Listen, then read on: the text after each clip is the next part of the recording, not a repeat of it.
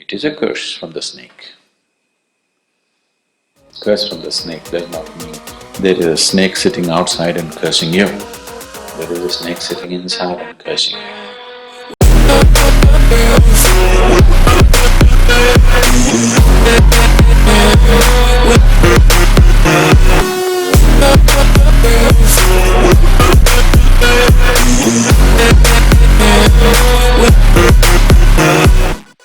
There are people who are seriously affected by what's called a Sadhguru Dosha.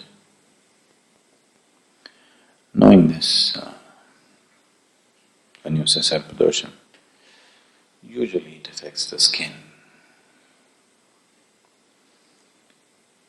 Today, modern medicine dismissed as rubbish,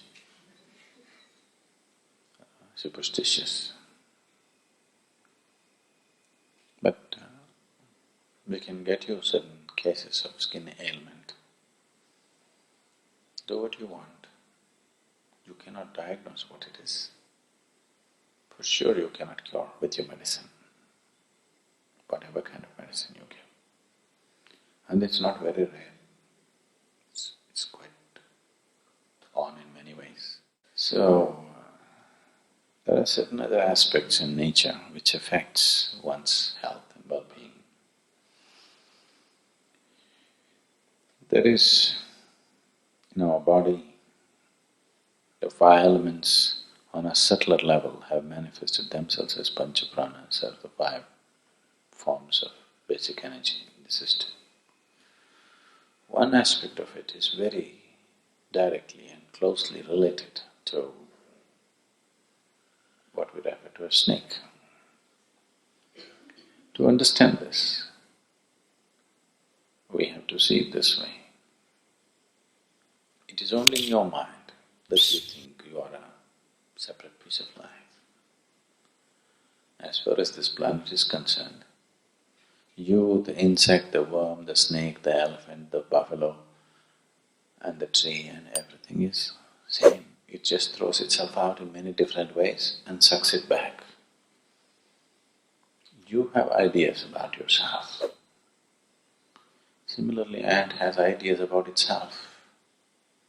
But as far as the earth is concerned, it bursts out in the form of various types of lives and sucks it back when it's time. All your ideas, no matter what kind of ideas you have about yourself, when the Mother Earth decides to suck you back, where do your ideas go? You could have written a book. Somebody else reads it and gets confused. But all of them, all kinds, have been sucked back, isn't it? So, it is all the same stuff, made the same way. From a single cell in a leaf, in a plant, to yours, it's not very different, it's just evolution. Little different grade, that's all, same stuff. So, because of certain reasons, it so happens that your Vyana Vayu or the Vyana Prana behaves in a certain way. So, your skin becomes like that of a reptile. So when that happens, we say you have Naga Dosha. So there are various ways to get rid of this. You know, in India, there are people that if you have a snake bite, just by uttering a mantra, they will relieve you of your poison. Do you know this? Long distance. You heard of this man who became very famous, Romani Kalp in Karnataka? Huh? A station master.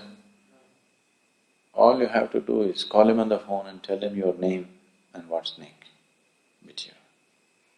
From where he is, he will relieve you by poison. It is a proven fact, it's no more a joke. And this is not the first one, there have been any number of people like this. So, one way of understanding life is the chemistry of it. Another way of understanding life, the much subtler way of knowing life is the energy of it. So when we say Sarpa Dosha, we are talking about the energy. It's become like that of a reptile. Do you know in your brain, there's a reptilian brain? You have about this size of your brain is that of a reptile. Within your brain, there is a brain which is about the size of something like a crocodile's brain. All this is not human brain, there's a reptilian brain inside. So that reptile can manifest itself because your energies begin to function in a certain way, and that can be relieved by doing certain things. Why in the Bhairavi temple we set up Sarpa Seva, and the Sarpa Seva is done with the termite hill earth. You know this? We're using the termite hill earth, that is the Putta, what do you call it? Puttaman. So with that people are doing the Sarpa Seva. So it can be relieved. It's a simple shift in your energy. So is it because some snake cursed you? So that is just a dialectical way of looking at it. Is it a superstition that a snake cursed you? That's not the point. It is just a certain way of expression. Now I am talking the language of modern science in a different way. Now I am talking about this energy changing in a certain way, your reptilian brain and all this. In a way, it's a curse from the snake. When you get it, it's a curse, isn't it? When you have it, it is very much a curse, isn't it? So this is just a dialectical expression. It is not that some snake is sitting somewhere and cursing you, but there is an element of you which is very much a reptile. There is an element of you which is very much a fish. There's an element of you which is very much an animal, and they can play up. Nobody can deny, even modern science cannot deny that all these animals exist within you in some dormant form, isn't it? The evolutionary process is very much present in the body, and they can come alive for various reasons. It is a curse from the snake. Curse from the snake does not mean there is a snake sitting outside and cursing you. There is a snake sitting inside and cursing you. And in the evolution of the being, snake is a very important step. And because of that, that's a reason why in India if you happen to kill a snake, you give it a funeral, you know. People actually give it a funeral, you know. Yeah, yes, they'll put a coin, a milk, ghee, whatever. Whatever you do for the people, a human being, you do that because it is closely related to you on one level. Well, modern expression is you have a reptilian brain. The yogic expression is, in the evolution of the being, snake is an important step. So you have to keep it in a certain way, otherwise it'll come alive within you.